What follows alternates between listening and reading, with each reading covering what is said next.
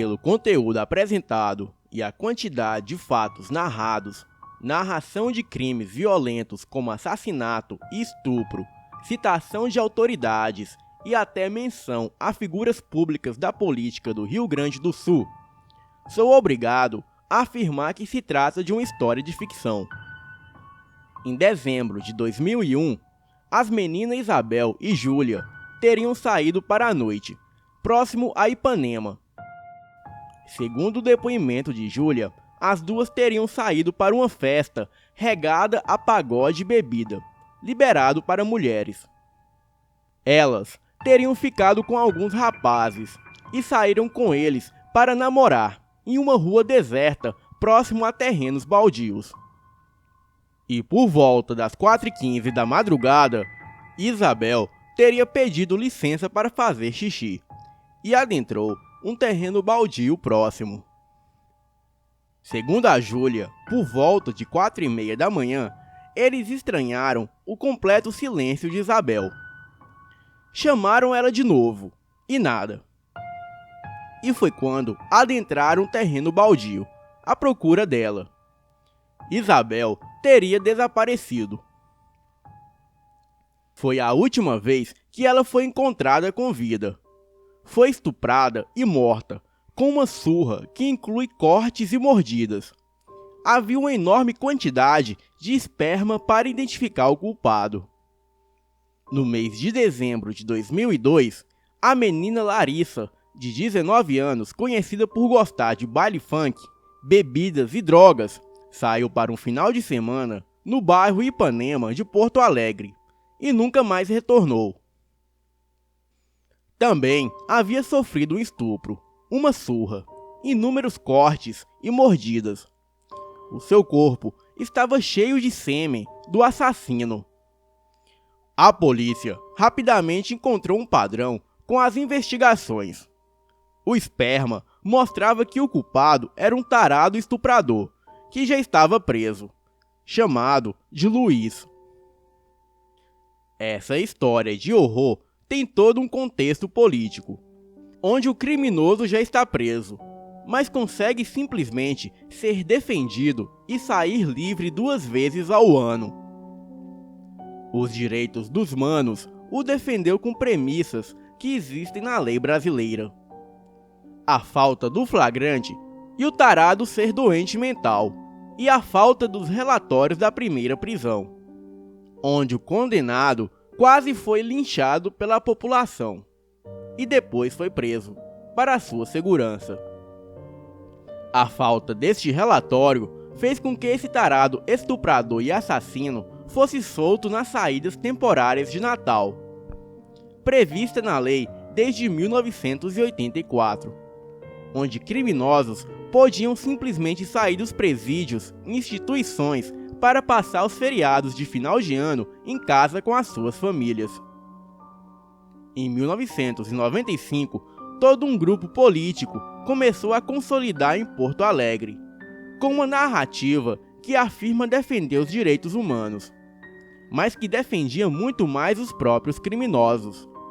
E com o tempo, essa prática começou a ficar conhecida como direito dos manos.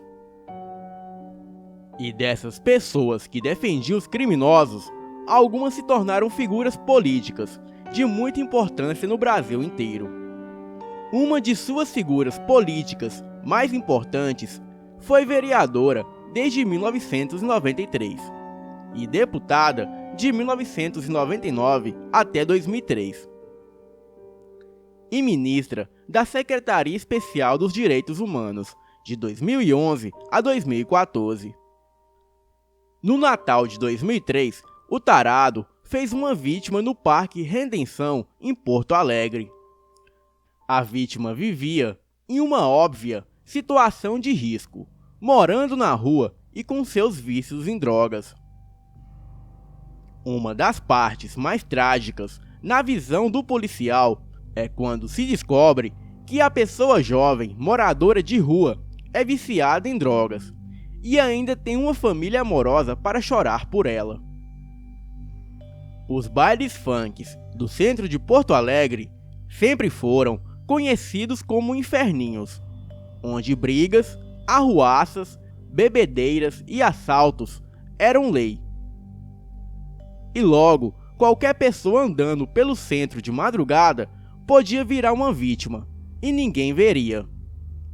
A menina Carolina tinha bebido todas, e simplesmente caiu de bêbada nas suas paradas de ônibus, onde dormiu antes mesmo de ser atacada. Era um ciclo doentio de estupro, espancamento e morte. A quarta vítima estava fazendo vestibular para ser advogada. O tarado era extremamente brutal, e mesmo assim era eficiente, justamente por atacar em hora e local com predominância do crime. Todo final de semana, nos inferninhos de Porto Alegre, rendiam brigas, assaltos, estupros e assassinatos. O tarado se apresentou para voltar ao presídio central, como se nada tivesse acontecido. E ele sairia de novo no Natal de 2004, para matar mais uma menina. Aline, de 17 anos, atacada e morta na praça ao lado do Hospital Santa Casa, no centro de Porto Alegre, e ao lado dos inferninhos. Em 2004, o cenário político dos direitos dos manos perdeu forças, sendo uma máfia. Advogados de Porto de Cadeia fazem alpinismo políticos defendendo bandidos. O policial, que já tem que se preocupar em não morrer, também tem que se preocupar com advogados que podem acabar com seu serviço. Mas algumas de suas figuras políticas mais importantes saíram do Rio Grande do Sul. E só bandidos importantes continuavam com proteção dos direitos dos manos. E com isso, o antigo delegado que prendeu o tarado em 1996 fez questão de voltar ao caso. E os direitos dos manos não o impediram de trabalhar esse caso pequeno, trazendo de volta os relatórios perdidos da primeira prisão. Esses são os relatórios perdidos. Começou nas regiões da Zona Sul de Porto Alegre, em 1995. Resumo do relatório: 3 efetivos da Polícia Militar chegaram na casa do indivíduo às 00:30, de uma terça para quarta-feira. O tarado tinha sido identificado em um caso de estupro de uma idosa. Os policiais desceram da VTR e chegaram na casa do indivíduo, que morava sozinho em uma casa de compensado em um terreno de fazendinha cheio de entulho. Uma casa isolada, com pátio escuro e luz de gato, apenas na casa. Bateram na porta e ninguém atendeu. Um policial deu a volta pelos fundos da casa e chegou a ver a porta dos fundos aberta quando perceberam um enorme fedor no ambiente. A casa estava deserta. O ambiente estava quieto demais. Haviam luzes acesas na frente e os fundos estavam totalmente apagados, porém com uma porta aberta. Parecia que o suspeito havia fugido. Os 3 policiais foram aos fundos. Um deles iriam entrar na casa, enquanto os outros 2 iriam ver o pátio abandonado atrás. O policial entrou na casa e chamou o tarado pelo nome. Os outros 2 estavam vendo a extensão do pátio dos fundos e perceberam que o mesmo adentrava o matagal. E foi quando entraram dentro da casa e perceberam o próprio colega no chão, literalmente imobilizado. Alguém estava enroscado no pescoço do policial, o estrangulando no chão. O suspeito foi extremamente silencioso. Os outros 2 policiais o agarraram para soltar o colega, no meio da escuridão. E foi aí que eles perceberam que o suspeito era peludo, feito um animal. Fedia muito e tinha a aparência de um cachorro. Um dos policiais, o cabo Marcelo, ganhou uma boa mordida. Uma mordida com um rosnado forte, de chacoalhar o braço e voar sangue. E foi quando os policiais sacaram as suas armas e mandaram o tarado se afastar. Era um cachorro todo preto e fedido. O cachorro tentava fugir, mas os policiais estavam na frente da porta. Mas foi quando o cachorro tentou pular a janela que os policiais viram que aquilo não era um cachorro de verdade. Houve longos minutos onde os policiais se questionaram se estavam lidando com o tarado ou com o seu cachorro. A criatura ficava no canto escuro da casa e os policiais não sabiam o que fazer. Aquela coisa tinha o corpo todo peludo. Era preto e claramente com a cabeça de cachorro com olhos amarelos que refletiam pouca luz. Mas observando com o tempo, se percebe que tinha braços e mãos, mesmo que com muito pelos. Os policiais não acreditavam no que estavam vendo. O cabo Marcelo, que tinha levado a mordida, abaixou a arma e tentou conversar para que o suspeito se rendesse. E foi nessa hora que veio a surpresa.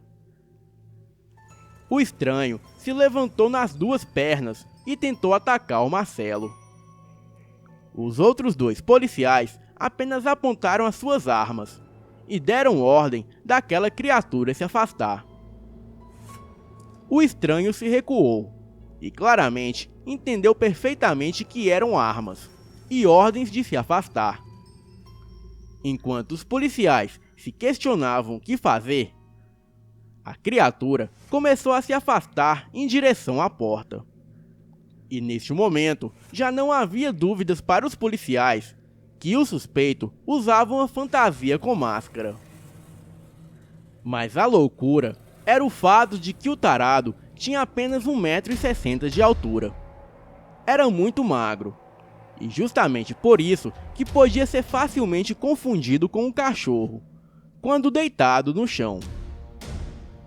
O estranho suspeito foi saindo muito devagar pela outra porta dos fundos, na frente dos policiais. Os policiais continuaram com as suas armas apontadas para o suspeito. E aos poucos, a criatura foi se dirigindo para o matagal, nos fundos da casa, e sumindo no meio da escuridão. Os policiais decidiram então levar o cabo Marcelo para o pronto de socorro de Porto Alegre. Os 3 policiais imediatamente fizeram 3 relatórios detalhados, explicando toda a situação. Lobisomens não existem na lei e não são aceitos como evidências no Código Penal. E imediatamente, os 3 policiais foram afastados e interrogados como se fossem os criminosos da história. Os 3 relatórios acabaram prejudicando toda a investigação. E pelo conteúdo, os relatórios acabaram até mesmo vazando e se tornando lendários dentro da instituição da Brigada Militar. E a partir desses relatórios lendários, toda a investigação e condenação do tarado foram prejudicadas. O tarado ainda foi preso de dia, reconheceu os 3 policiais que foram na sua casa e foi indiciado.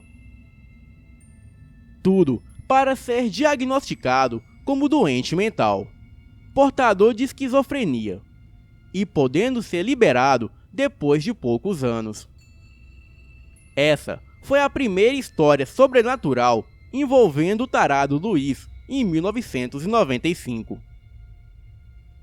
Em 1996, no bairro Belém Novo, em Porto Alegre, a menina Manuela, de 14 anos, caminhava junto a 2 amigos, o Washington, de 13, e Romário, de 12. E quando eles adentraram uma estrada de chão batido com mato crescido e um terreno baldio para fumar maconha, era por volta das 18 horas da noite. Eles começaram a fumar a droga, enquanto andavam no lugar deserto para fugir das autoridades e evitar qualquer punição. Tudo parecia normal para os garotos, com as suas brincadeiras. E quando de repente sentiram um cheiro forte e ruim. A distração fez os meninos se separarem de Manuela. E esse foi o tempo suficiente. Foi quando Romário percebeu que alguém teria agarrado a menina e a estaria arrastando para o meio do mato. Os meninos, com muita coragem, teriam tentado fazer o tarado soltar a menina. Primeiro, teriam gritado por ajuda e para o tarado soltá-la. E foi quando perceberam que estavam se afastando muito. A descrição do tarado era de um homem muito peludo e de baixa estatura, mas com o rosto identificável. Os meninos foram até mais longe na descrição do tarado, afirmando que ele parecia com um macaco e um cachorro. E foi quando eles tentaram bater no tarado com um pedaço de pau. O agressor levou até uma boa pedrada. E neste momento, a Manuela caiu, desmaiada pela violência do ataque. E o tarado foi atrás dos meninos com socos e chutes. Os meninos tiveram que correr, mas chamaram ajuda. Os agentes da Brigada Militar do Batalhão de Operações Especiais levaram um cachorro pastor alemão que era um bom farejador, chamado Maguila. E junto com o delegado, entraram no mato para buscar a menina por volta das 22 horas daquela mesma noite. O cão farejador ainda não tinha sentido o cheiro. E foi quando começou a chover, o que tornava tudo uma corrida contra o tempo. Era tudo muito escuro, silencioso, e o cão ainda não encontrou o cheiro da menina. Estava frio e ainda chovia. A polícia achou um caminho, subindo um trecho de um morro onde não tinha moradores. Os policiais chamaram a menina no meio da noite, em intervalos para poder ouvir a criança. Mas a cada chamado só conseguiam ouvir mais silêncio. E aos poucos adentravam cada vez mais no mato. Depois de mais de 1 hora procurando, o cão Maguila conseguiu pegar o cheiro. Mas também começou a ficar assustado, ficando sempre próximo ao brigadiano treinador. Um dos policiais do Batalhão de Operações Especiais avistou 2 olhos refletindo as luzes das lanternas. Animais noturnos têm pupilas que refletem a luz das lanternas à noite. O animal poderia ser então um pássaro, como uma coruja, ou um gato do mato.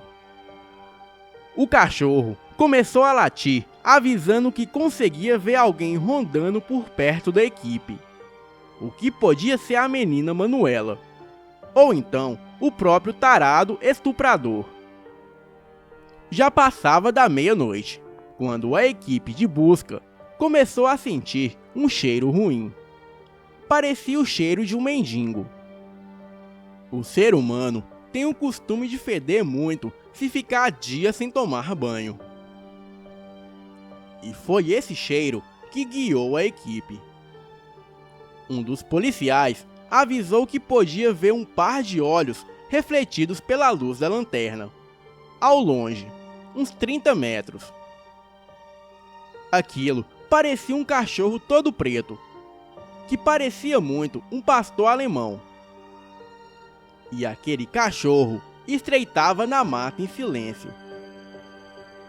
Uma blusa da Manuela foi achada rasgada e molhada no meio da escuridão. No meio do mato à noite, especialmente depois da chuva, ocorre o fenômeno natural da neblina. a água evaporando lentamente junto aos gases das árvores e plantas. O cachorro preto seguia os agentes na escuridão, e isso deixava o Maguila muito apavorado. E foi neste ambiente de filme de terror que encontraram o corpo da criança Manuela. A menina havia sido violentada e morta com uma surra brutal. Um momento de lamento e indignação dos agentes envolvidos. Policiais também são seres humanos e também têm famílias. Também têm filhas que nunca iriam querer naquela situação. O delegado e outros 2 agentes ficaram com o corpo da menina, enquanto o brigadiano e o cachorro voltavam para buscar ajuda e remover o corpo. E foi neste intervalo de tempo, no meio do mato, no meio do frio e da escuridão, que o delegado, um sargento da brigada e um capitão do BOE começaram a perceber que não estavam sozinhos. Decidiram então desligar as lanternas e ficar quietos para saber quem estava espreitando na mata. Sacaram as suas armas e começaram a aguardar o suspeito. Foram longos minutos, enquanto o olho humano se adapta com a escuridão e a neblina da noite. E enquanto os olhos se acostumavam com o ambiente, os 3 agentes da lei começaram a perceber o cachorro preto e fedorento que espreitava na noite. O cachorro era extremamente silencioso. O cão cercava os agentes, olhando eles nos olhos.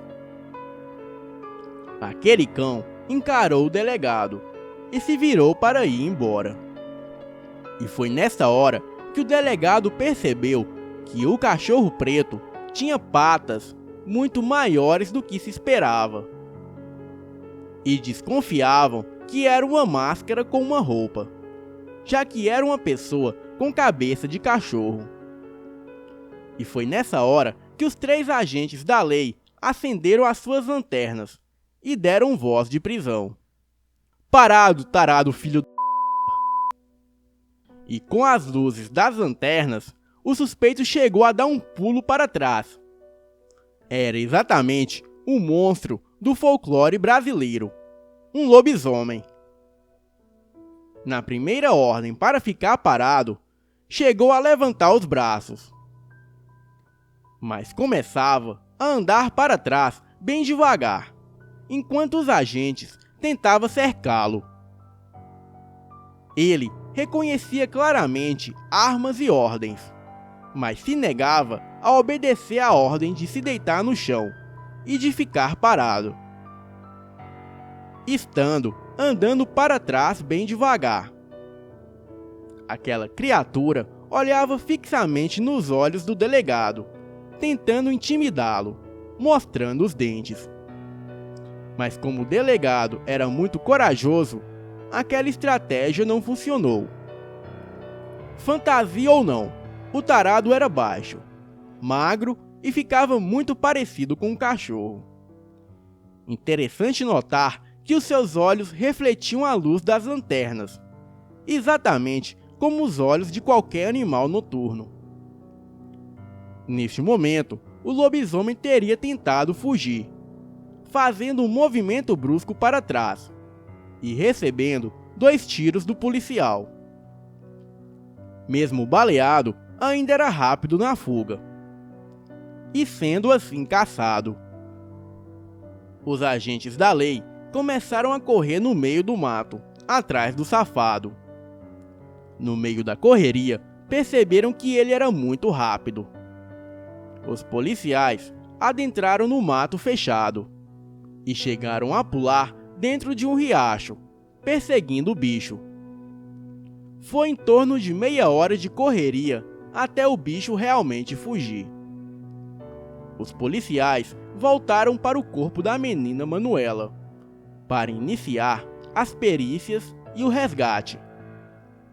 Como o suspeito havia tomado 2 tiros, seria questão de tempo até aparecer como paciente em algum hospital ou como cadáver em algum outro lugar. A violência da tragédia revoltou amigos e familiares da menina Manuela.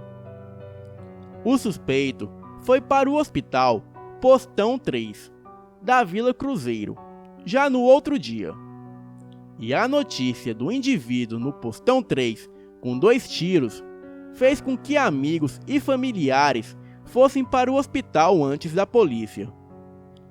E como na época não havia segurança, as pessoas encontraram o suspeito e tentaram um linchamento antes da polícia chegar.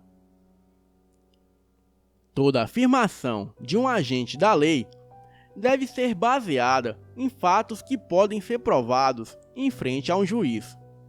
O agente da lei é autoridade e não pode usar o sobrenatural para fazer valer a lei.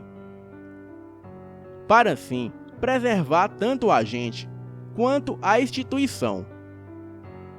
Exemplos não faltam. Cada vez que um policial se corrompe para o lado do crime, isso atinge toda a instituição. Um único policial corrupto suja a imagem de inúmeros policiais honestos. E se o policial corrupto faz isto, então imagina um policial que afirma que o crime foi cometido por uma mula sem cabeça, ou um fantasma, ou um lobisomem? Não, o agente da lei não pode afirmar o sobrenatural, pois já tem muita brecha na lei defendendo o bandido para o policial passar por louco na frente de um juiz. Natal de 2005. Durante as saídas de Natal, vários presidiários têm o direito em lei de sair das cadeias para celebrar as festas de Natal e Ano Novo em casa com as suas famílias. Durante esta época, sempre que possível, a Brigada Militar tenta acompanhar e marcar presença ostensiva para coibir que criminosos voltem a cometer crimes. A maioria dos criminosos que conseguem sair são justamente os criminosos sem antecedentes de crimes violentos. Mas a lei também não consegue abranger criminosos violentos que não deveriam estar nas ruas. Para criminosos violentos com crimes hediondos, existe um acompanhamento da Brigada Militar. No começo de dezembro de 2005, um dos delegados mais queridos de Porto Alegre reuniu uma equipe de confiança para acompanhar as noites de um presidiário que goza do direito à saída de Natal, mesmo tendo cometido 5 crimes hediondos durante as saídas de Natal. E este criminoso era o tarado estuprador Luiz. O Luiz morava com a sua família e os irmãos na zona sul de Porto Alegre. A sua casa é uma maloca isolada, cheia de ferro velho, com os fundos da casa dando direito para o matagal. A rua não tem iluminação e nem asfalto ou esgoto. E a água vem de uma sanga próxima. Logo nos primeiros dias, o delegado chegava em 2 viaturas e explicava para os efetivos que iriam ficar. Cuidem desse indivíduo e façam questão de me avisar se apareceu tal cachorro preto. E foi assim. Uma VTR da Brigada Militar passava sempre que possível na frente da casa do tarado estuprador. A VTR eventualmente saía para cobrir outras chamadas de acordo com o serviço, mas fazia questão de voltar para saber se o tarado Luiz ainda estava em casa. Nos primeiros dias foi tranquilo. Os efetivos voltavam para o quartel de manhã cedo, e o delegado sempre perguntava se o cachorro preto não apareceu. Foram 4 dias calmos, até chegar sexta-feira. Na sexta-feira, o delegado explicou que podia ser o dia de aparecer o tal cachorro preto. Chegou a chamar no rádio de madrugada para perguntar sobre o cachorro. Mas a verdade é que o cachorro preto não apareceu. E o tarado Luiz ficou em casa. E foi assim durante toda a primeira semana. Por motivos óbvios, as VTRs saíam sempre para cobrir outras chamadas. E por isso passavam apenas 2 vezes por noite. E era ótimo para evitar que o tarado Luiz saísse, já que os seus crimes eram estupro seguido de morte. Crimes hediondos para um esquizofrênico cujo comportamento normal era extremamente calmo. A segunda semana também foi tranquila, até chegar sexta-feira. Dentro da viatura, o capitão conseguiu ver o tarado Luiz olhando para os efetivos da brigada, com um olhar de puro ódio. Foi o sinal vermelho que a brigada precisava. Na terceira semana, a brigada militar começou a passar uma vez de dia também. E foi quando o comportamento do tarado mudou. Ele começava a gritar sozinho dentro de casa e tomando cachaça. Chegou a ser visto caindo de bêbado à noite. No outro dia, durante a passagem da VTR, tomou mais cachaça e começou a gritar contra os brigadianos, em total desinteligência. E na quinta-feira à noite, o tarado sumiu, e foi hora de chamar o delegado. Quando o delegado chegou com mais 2 viaturas, vieram juntos 3 capitães da brigada militar. A casa do tarado estava sem ninguém e com a luz apagada. Os policiais chamaram pelo tarado e depois entraram no pátio com as lanternas. E foi quando começaram a ouvir rosnados. E começaram a procurar a fonte do rosnado. E foi quando encontraram um cachorro preto debaixo da casa. Estava deitado, escondido, e ficava rosnando para a brigada. Daí, o delegado mandou todo mundo se armar. Pegou um pedaço de pau e jogou debaixo da casa. Para o medo geral, o cachorro saiu latindo e tentou se botar em cima do delegado, mas parou sozinho quando viu tantas armas apontadas para cima dele. O cachorro estava cercado e acuado. E com horror, perceberam que o cachorro tinha cabeça e corpo de pastor alemão com vira-lata. Seus braços e pernas também eram peludos e com enormes unhas pretas e grossas. E na frente de todos aqueles oficiais gabaritados com anos de experiência na brigada militar, se pôde ouvir o delegado dizer: "Senhores, isto é um lobisomem." E dentre as reações sinceras, os policiais diziam: "Caralho, pariu, não acredito. Eu disse que existia."